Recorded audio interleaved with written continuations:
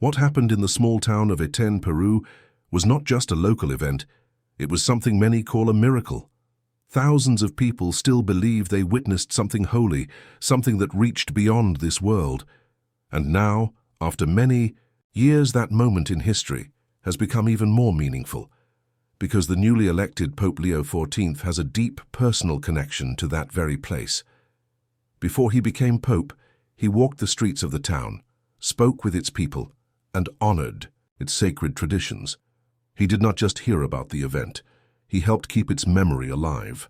This story is about a miracle that shaped the hearts of many, and a Pope who may help bring that miracle to the world's attention. To understand how it all began, we need to go back in time to the year 1649. The town of Eten sits on the northern coast of Peru. It was June 2nd, the day before the feast of Corpus Christi, a holy celebration in the Catholic Church that honors the real presence of Jesus in the Eucharist, the bread and wine believed to become the body and blood of Christ.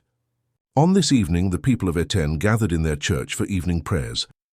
The priest that night was a Franciscan friar named Father Geronimo Silva Manrique. As the prayer service came to an end, Father Silva approached the tabernacle to place the monstrance, the special vessel that holds the consecrated host, back in its place. In that moment, something unexpected happened.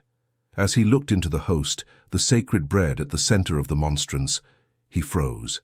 His face changed. Something had taken his breath away. There, within the host, he saw a face, the face of a child. But it wasn't just any child. It was the face of the Christ child, glowing softly, serene and peaceful. Father Silva later said it looked as though the face had been painted right onto the host. Yet it was not the work of any artist. It appeared with no warning, in no ordinary way.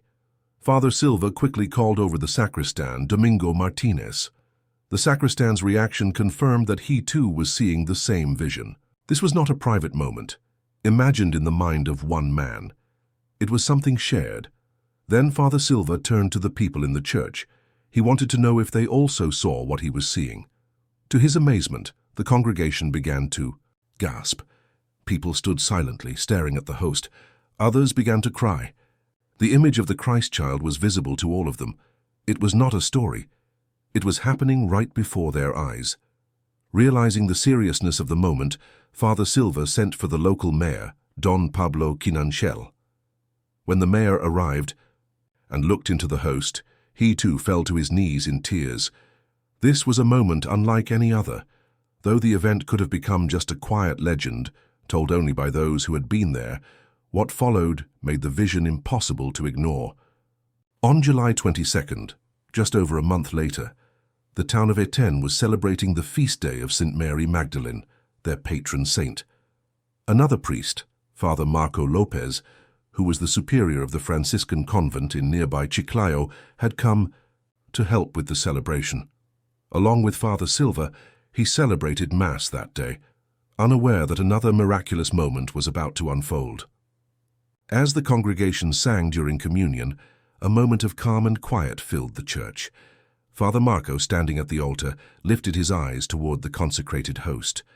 Slowly, a shape began to form. At first, it was hard to tell what it was. Just a blur. But soon the image became clearer. It was the same child's face, Jesus, as had appeared in the host weeks earlier. This time, however, the Christ child wore a purple tunic with a white shirt underneath. The shirt's collar ended at the middle of his chest. This was no random outfit. It held special meaning. That clothing style was known to be worn by the Mochica people, an ancient culture native to the region. This was powerful. The Christ child appeared not as a figure from a distant land, but as one of them. He wore their clothing. He became one with the people of Peru, showing that his love and presence belonged to all, not just to those in faraway lands. It was a vision of unity, of shared humanity, of divine presence within the hearts of the local people. Once again, this vision was not private. Everyone in the church saw the same image, and something even more remarkable happened. As the image stayed visible, 3 small, glowing white hearts began to appear around the child's face. These hearts hovered, in the air radiant and full of light. The three hearts were quickly seen as a symbol of the Holy Trinity, the Father, the Son, and the Holy Spirit. This moment, for those present, was one of deep holiness. Many cried. Others knelt in prayer. All understood they were witnessing something sacred, something beyond explanation. This image lasted for nearly 15 minutes. For that entire time, the church remained in stillness, filled with reverence and quiet awe. Though the Catholic Church never officially declared it a miracle, religious leaders at the time took the event seriously. Eyewitness reports were written down. The story was passed on through generations, and even today it lives on in the hearts of many.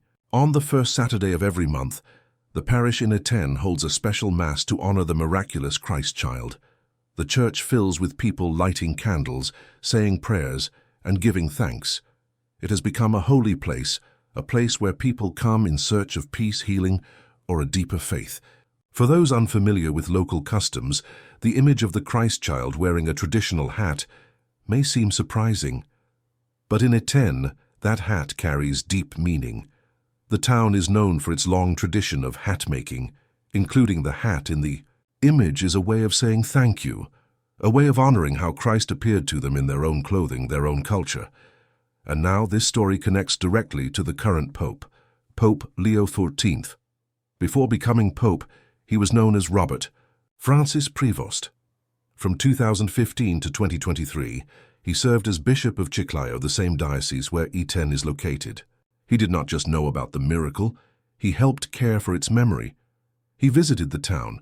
He joined the Corpus Christi celebrations. He stood among the people who remembered that sacred event. In 2019, while still bishop, he took an important step. He officially began the process of having the event considered for recognition by the Catholic Church. This was the first time such a formal effort had been made. He gathered historical documents, testimonies, and all available information, and submitted them to church authorities. He also proposed something very special, the construction of a sanctuary in Etienne, dedicated to the miraculous Christ child. This sanctuary would become a place for prayer, for pilgrimage, and for remembering what happened in 1649. Bishop Prevost believed this was more than a local story. In a 2022 interview, he called the Eucharistic event a gift for all of Peru. He spoke of the celebration held every year in Etienne.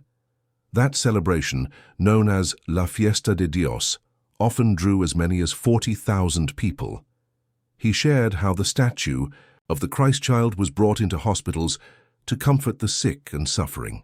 For many, it was a powerful symbol of God's love, a reminder that Christ walks with those who are in pain.